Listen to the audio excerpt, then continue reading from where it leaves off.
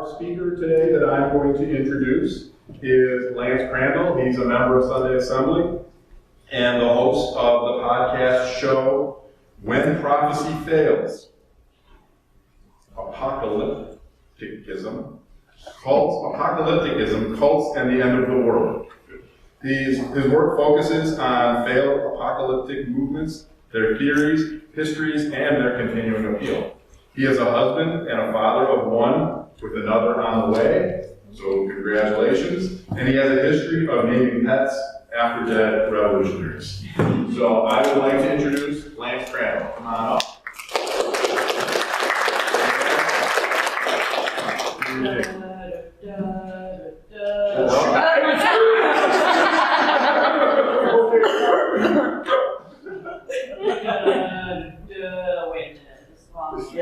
No, I think it's the one. Okay. Yeah.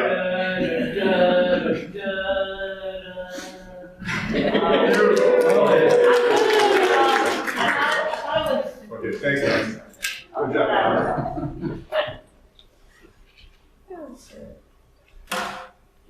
So it's 2011 and I'm driving down the road to my old haunt of Toledo, Ohio, and I see this big sign on the side of the road. Judgment Day, May 21st. Cry mightily unto God, John 3:8. And this nice little opening, the Bible guarantees it. The group was Family Radio, led by this man who is not pictured, Harold Camping, who promised that May 21st would indeed be the destruction of the world in the Perusia of the dead. Jesus would return to earth, destroy the enemies of the wicked, and we would all, if you're in the elect, be saved and taken up to heaven. The group, Family Radio, spent about $100 million on ads, buses, handouts, commercials, billboards, radio, everything. They put everything into this thing. At the bottom left here, that's Robert Fitzpatrick. He alone put about $140,000 of his own retirement into this account. Purged everything for this expectation. Then, I don't know if you guys know this, the hour came, nothing happened. Oh, thank God. The day after, he said, give me a day. 2 days later, this public statement from Family Radio and Herald suggested that indeed the date was a great day, that instead of judgment on the physical earth, instead of Jesus coming that day, it had been a spiritual judgment of the world. He set a new date, October 21st, 2011. We have not made a mistake as far as the timeline, the unfolding. Instead, it had been an invisible judgment day. We've always said May 21st was the day, but we didn't understand altogether the spiritual meaning. To take a quick rewind here, this was not the first time that Family Radio and Harold Camping had made a prediction of the end of the world. Going back to his book and series 1994, September 6, 1994 would have been the destruction and desolation of the world, followed by Jesus' return in September 15th through the 27th of that year. When that didn't happen, again, he reinterpreted, said September 29th was the new date. When that didn't happen, October 2nd was the new date. When that didn't happen, he gave himself a little bit more time and said March 31st was the new date of resurrection. And then when that didn't happen, he reinterpreted, took a step back, continued the preaching until the 2011 dates. So, as the T.S. Eliot poem goes, the end of the world came not with a bang but a whimper. As October came and went, nothing again happened. This time was kind of a shift for Family Radio and for Harold Camping. I think the public grandeur of the moment kind of took them. And as anyone knows, Matthew 24, no one knows but the Father the day or the hour of the resurrection. He said, I apologize, and he is sinful for preaching that the end of the world would indeed happen, that he in fact had made such resolute statements. After this date, the radio reorganized with so much debt that they had been burning as if the end of the world would happen. Within a couple of years, they stopped camping sermons altogether. They kind of pushed him aside, replaced him with a new series of preachers. Camden himself passed away a couple of years later, and the new group kind of does its own little thing in a much smaller way. Going back even further, the Seekers, not the band, but the group, was the first UFO cult in the 1950s. In the picture there, that is Sister Thedra and Dr. Loghead. He was the director of MSU's on-campus Olin Health Center. You can still visit the health center. It's now an artist in residency, but he's a doctorate, very well educated. As the first UFO group, they were kind of like a mix of UFO, Christian evangelicalism, kind of smashed together. And kind of the context of the time was, Roswell was in 1947, War of the Worlds was in 1938. UFOs were very much on the mind of the people involved. Basically, what would happen is on December 21st, 1954, a giant earthquake would start a massive tsunami and flood that would destroy much of the northern hemisphere. And through 1955, the destruction would continue throughout the world. These aliens who foretold this doom, who were communicating with the prophets, would come and save the organization. Take them up in the alien spaceship, save them, and leave the rest of us to doom. They too had a series of reevaluations and leading up to this destruction. December 17th, a prank call, likely, started and said that they would be taken up into the UFO spaceship. They removed the metal from their outfits, kind of got themselves in the special warp into the alien spaceship clothing. Nothing happened, so they reinterpreted. December 20th comes, and the group is preparing for midnight. The group organizing together, counts down together, they're looking at the time, tick-tock, tick-tock, midnight comes, nothing happens. They're kind of looking around at each other, what's going on? Did we fail? What did we do? The first suggestion was, oh, this clock is fast. There's actually another clock in another room that was several minutes slower, that's probably the true time. When that time passed, again, nothing happened, and other questions started to arise, until the automatic pen prophet in the group said that she had received a new message from the alien group that their evangelism of the world had indeed saved the world, and they were given a new prediction that they, as a reward for their successes, that they would be taken up in an alien spaceship in several days. December 24th, the group assembles outside to a big heckling crowd gathered, singing Christmas carols. Again, time comes, nothing happens. 20 minutes after the time, they kind of quietly gather inside. Some of the group started saying, we were just outside Carol. I don't know what you're talking about. No big deal. Some of the group said, actually there was aliens within the crowd. I saw them. You didn't see them. How did you not see them? Dr. Loghead lost his residency and directorship of the health program. They were threatened with arrest for kind of public spectacle and things like that, but they're the first big UFO cult of this time period. Another quick one, Leland Jensen in 1980 suggested to a group of 150, 200 people gathered at a bomb shelter expecting nuclear apocalypse in rural Montana. This time, they gave one suggestion, didn't come. Second time, didn't come. Third time, didn't come. Out of the 150 to 200 members, only about 36 members related. This was my favorite in a way because of they suggested physical earthquakes, and instead what they said actually happened was that it was a spiritual earthquake, and that's what we meant all along. What we're starting to see is predictable patterns for handling failed prophecy. Right? In the first, we disregard or ignore parts or whole prophecies. Second, they change or rewrite past prophecies. That's a physical changing of the past or erasing our histories in order to suggest that we were actually successful all. The third is a reinterpretation of or spiritualizing aspects of prophecy.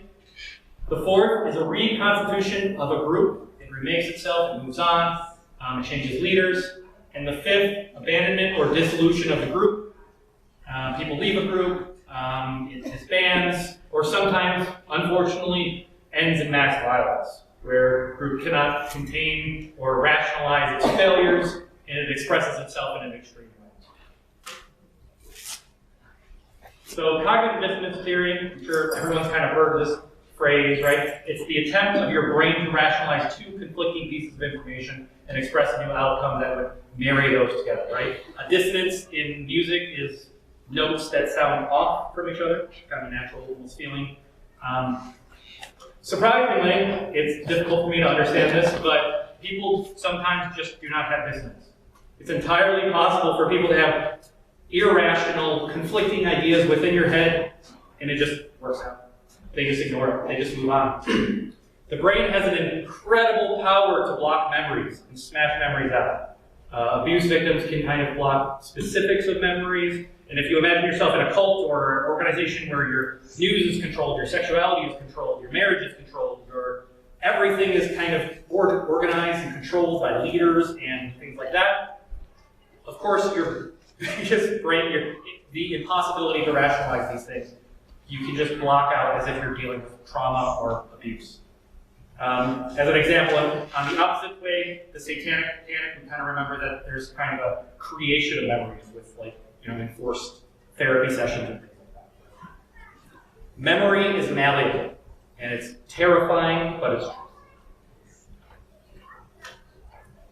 One of my favorite examples is the Mormon sky soldiers. I don't know if anyone's heard this, but in September 22nd, 1827, which is supposedly the date that Joseph Smith found the golden tablets by the angel Moroni, the other two leaders of the Mormon movement, Brigham Young and Heber Kimball, had a visionary experience in the clouds. They claim this vision was the same night, which is really interesting because it's multiply attested, exact same night as the other event. What is not maintained are the specifics of the details of the vision. Right? To this day, Mormons say, we have proof that we are correct. Multiple attestation on the same date, special visionary experiences, it matches really well until you kind of dig into the details of what has actually been taught. Kimball said, we could distinctly see the muskets, bayonets, and knapsacks of the men who wore caps and feathers of those like used by the American soldiers in the last war of Britain. Right? I don't know about you, but the end of the world, we've passed that. The end of the world is not going to have soldiers dressed like American and British soldiers with muskets on their, not going to happen. It's also an example how it's not just date setting that we're talking about as far as prophetic interpretation, right? There are specifics of the prophecy we can point to. It's not just September 18th, a thing will happen, but we can kind of piece out these kind of details and say, there's something more going on. The other one is a rewriting of history or a rewriting of the prophecy in order to match what's going on. Jehovah's Witnesses and the Watchtower Society are class at this, right? Either that or the gods kind of reinterpret and give them new pieces of data that they were missing from the original prophecy. This back picture is the history on the Jehovah's Witness website. Millions now living may never die. That's kind of what they suggest. It was always kind of the example. If you look at the pictures of the actual billboards leading up to the 1925 prophecy that they had failed out, millions now living will never die. Millions now living will never die. Millions living will never die. There is a specific claim being made. And now it's nuanced in the histories, right? May never die. We were just maybe suggesting that something would lead up to the 1925 failure. There's a series of delay. The math is reworked. Divine messages have received. Messengers return with new insights. What's interesting about the delay is it's an affirmation. We were correct all along. A new date was given for a new thing. We can claim success in order to rationalize our dissonance because God changed his mind or something like that, right? It's the inevitable Terminator failure. You can kill as many robots and blow up as many AI plants as you want. The apocalypse is still coming, and they're still going to keep making movies. There's one of the big ones, group is specific actions occurring within the lived plane of experience, right? If your entire idea is a spiritual realm or the outside, it's really easy to say, my earthquakes were spiritual. My judgment was on the other realm, right? You can't interact with the other realm except our special prophets, so therefore that's where they happen, right? I don't know if anyone's ever seen this. This is the statue from Daniel 2 and Daniel 7. Daniel, kind of serving as the bedrock for the later prophetic date of apocalyptic Judaism and Christianity itself. The dream is that the king came to his prophets and said, I had a dream, I don't know how to interpret it. Anyone that can interpret it for me, props. Based on Hezekiah's age theory, the Golden Age, the Iron Age, you've all heard this before. It starts with the golden head of the great Babylon Empire, and it continued as a successive weakening of empires until the base. So we have the gold, we have the silver, we have the brass, we have the iron, intensely weaker and weaker and weaker. Kingdoms, each row, and at the bottom, it's just clay and mush, and that clay is going to then take over the world and dominate the world, and it's going to be an inevitable forever kingdom. Each of these, in the book of Daniel itself, was specific to the empires that were existing at the time. Babylon existed, then the Medes, then the Persians, then the last series was the Greeks. Every single successive apocalyptic movement since then has kind of reinterpreted these things to be different empires. Especially the last one, the Greeks are no longer the Greeks are the Romans. Instead of the Romans, they're the Catholic Church. Instead of the Catholic Church, they're a new thing, right? It's very explicit in 4th Ezra. The eagle you observe coming out of the sea is the fourth kingdom that appeared to a vision in Daniel, your brother, but he was not interpreted to him in the same way that I now interpret it to you.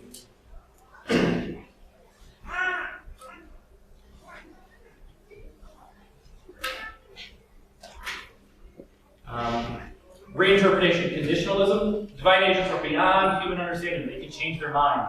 God changes his mind. There are conditions you met or did not meet in order to bring about the end or bring about apocalyptic successes.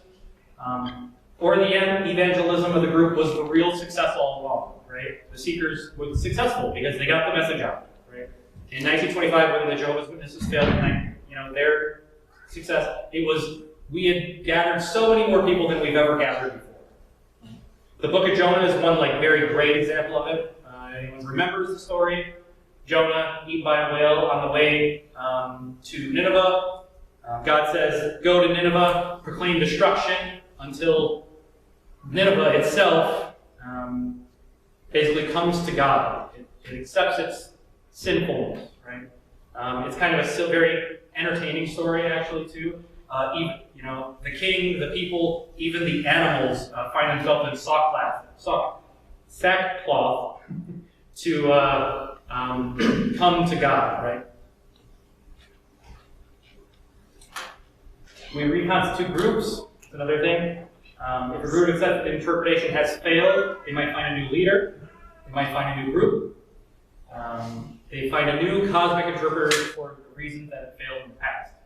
There's a very clear transmission movement through the Millerites, to the Adventists, to the Bible student movement, to the Jehovah's Witnesses, and the dozens of divergences that we find within them.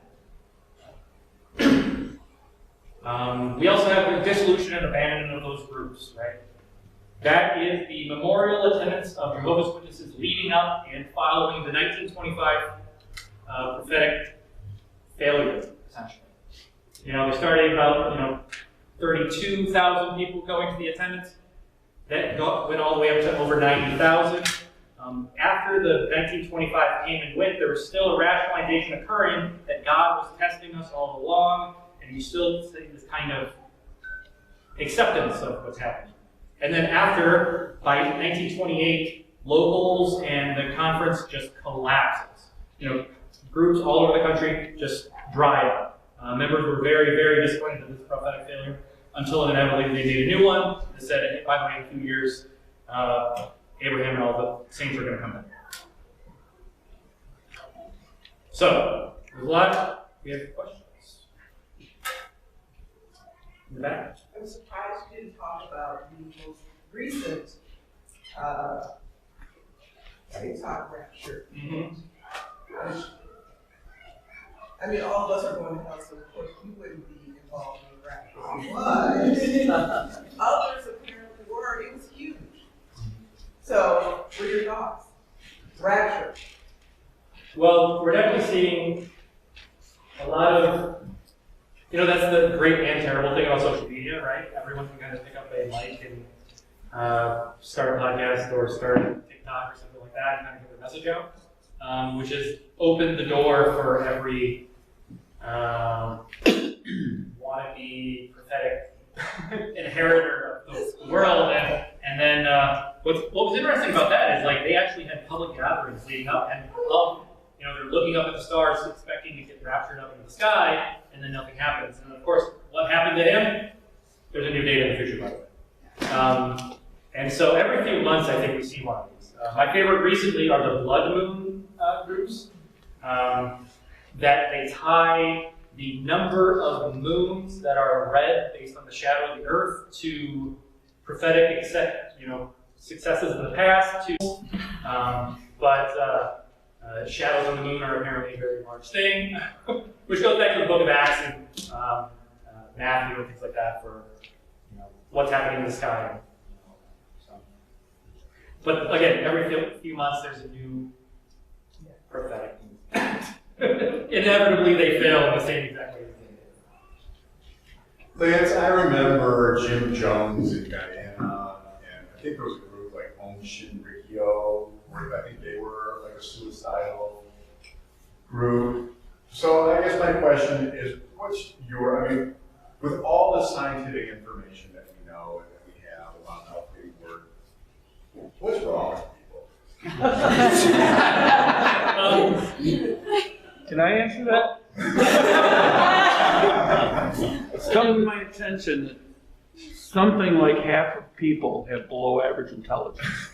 Well, I think with my example of the doctor in MSU's thing, it's not necessarily based on intelligence so much as you have other demands and needs sometimes, right? Now with a lot of these groups, you have the cultural context, you have UFOs popping up, and you have new need to seek that, right? Christianity itself, based on other Jewish texts, served as a cultural baseline for the apocalyptic views that people are kind of brought up into. It's also, in periods of crisis, there's something that's offering you hope, right? So if apocalypticism is offering you the idea that God has a very deliberate strategy of ages, destruction, and these things happen in the past, there is a plan, there is a reason, you have an escape route for the future. You don't have to look at your life and say, this sucks. You can kind of look at life and say, I'm inheriting a kingdom that's never been before and never will be. Right? That's kind of it feeds that ego. It feeds that, demand that we have to be a part of a group and a part of a, And then some people are raised.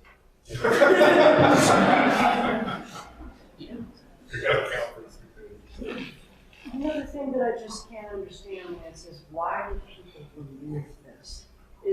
What's emotionally wrong with them? They feel like they have to believe in this wacko thing. It's just so sad. Yeah, so what's based on the talk was the Festinger's group that he went with the Seekers with, When Prophecy Fails, and part of that is actually interviewing some of the people that were there. And one of the gentlemen said, I have put my life into this, right? I have sacrificed relationships, I've sacrificed jobs, I've done everything with the expectation that something great's going to happen.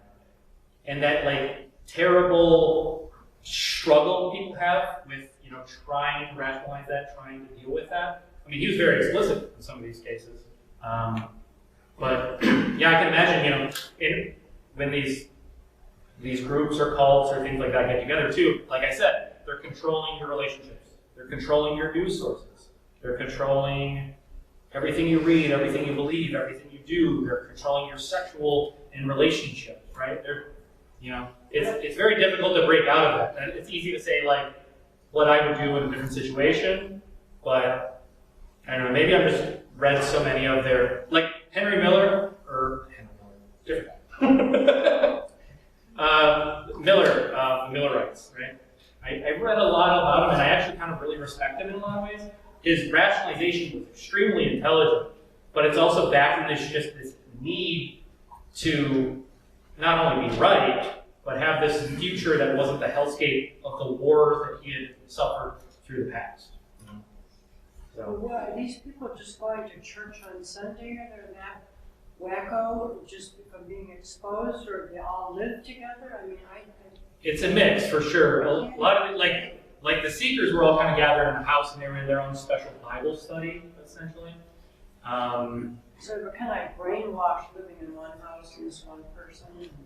Yeah, it's not just Sunday. It's the homes. It's the gathering. It's the, by the way, you have to come 4 times, 5 times a week. It's the, especially in the lead up, like you were suggesting with the TikTok. There's a special like ecstasy or euphoria you get in these big crowds at a concert, or expectation kind of thing too. It's the very weird draw. You have I guess we don't know if Eastern religions have a tendency to do this. So they do in some cases. I didn't get into them because a lot of my work is like, I guess, following the Christian faith. Because Christianity is like so apocalyptic in its core that it's easier to follow those kind of groups as they are. I'm wondering if an acceptance of suffering is, because it looks like people just don't, the focus, the locus of control type of stuff, are not feeling helpless. But if you just sort of accept that life is tough, and I don't know, I'm just trying to, I guess that would be the control, to see if Eastern philosophies I'm forgetting the name right now, but there was one example. I don't know if anyone watches the Religion for Breakfast guy, who's great on YouTube or whatever. He talked about one recently where same thing, spiritualizing of earthquakes. The group that had gathered was expecting these big earthquakes and destruction. The leader itself said, I was the sin eater, essentially. I took on the destructive of the world into my being and soul, right? So it's not just limited to the Western kind of output, but I would say that we just can follow very easily the channels of kind of Western religions apocalypse. I recall sometime in the 90s, there was a cult that said, like, when the comet comes by, we're all going to kill ourselves so that the aliens in the comet will come pick us up and take us away. Are you aware of other prophecies where, like, suicide was the conclusion of the prophecy? Because it seems like that's the way you tie up all the loose ends, because nobody's left alive to say they were wrong. So the Templars of the Solar Temple, which is another group that was in the 90s, they were kind of spread out. One group in Canada, one group in like France, that somewhere in there. But they had a similar falling out of like they were expecting an end times. That didn't work, so what they did is rationalize and spiritualize suicide and death, that they too would be kind of like caught up in their special spiritual bodies into this other plane. Right? But yeah, it's another way for people to kind of get around the idea of like instead of accepting defeat or failure, it's another way to get around that and say there is an eternity somewhere else through death. Based on what she was saying with Eastern philosophies, there was one, I think it was in the 90s in Japan. There was some cult that released some nerve gas in the subway, I think it was. I can't remember the name of it. You recall that one? Yeah, I don't remember the name right now, but yeah. I don't know what that was based off of, like what philosophy or religion that was based off of, but it was in Japan. That's what that Was it? What was it? So they were ushering in someone else's salvation. Yeah, they poisoned the subway station. Yeah. Yeah. Was that like religion-based like this, or was that just something all different? I'm not sure. I don't know them specifically, unfortunately. I wish I did. But My question kind of bounces off of that. Is like the ones that end in suicide, has it been looked into if the leader or whatever is like, oh shit, this isn't working, so I'm just gonna like do that, or is the goal, do they know that the goal has always been that they're gonna, end everyone? from the groups that I've read that have done it, like the Solar Temple group, I think it was a periodic growth over time. Our Jim Jones, right? That was expected to just be like a communal kind of living situation. And then when the feds started looking, he turned everyone in, right? And started killing people and changed it around. But in the same way that we've spiritualized kind of everything in general, it's easier to suggest to people that who have this spiritual backing, I guess, that if you already believe in the rapture or the body being separate from yourself, it's easier to just call that at death. Like, no, we're moving to this new cosmic plane. You're accepting all this. So I would read about them. There's a couple books about them, the Solar Temple. Very depressing, but very interesting. Yeah, okay. We should really be clear about the corrosive nature of the belief, because parents are not talking to their children about what your major is going to be in college or what career path you're going to take, and they're not going to save for retirement. And personally, if I thought the rapture was coming, I'd accept every credit card application there was and make sure I was totally in debt when it happened. But then when it doesn't happen, well, anyhow, we know what happens. But it's nasty for your children. I mean, you're saying you think they're going to be gone in a year. Why would they want to go to school at all?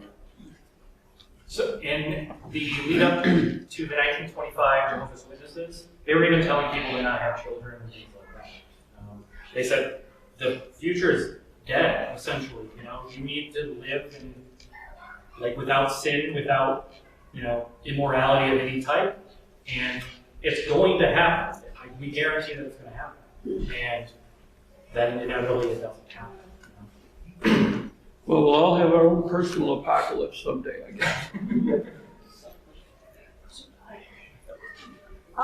Thank you so much for a great presentation. I do have a question that just pretty much I think that bounced off on everyone's questions so far.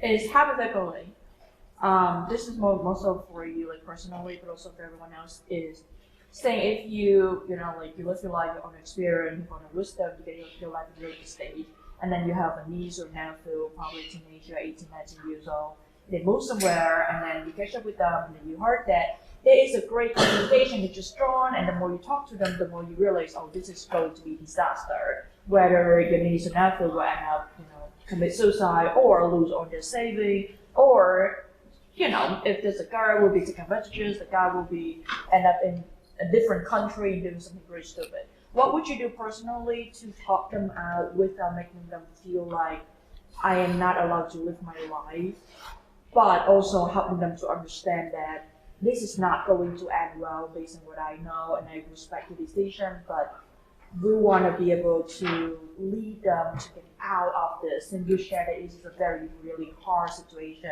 Once we get involved, they can't really come out. But if you, as a family member or great friends, family friends, and you don't want to see them end up in that hole, what would you do? Just wondering.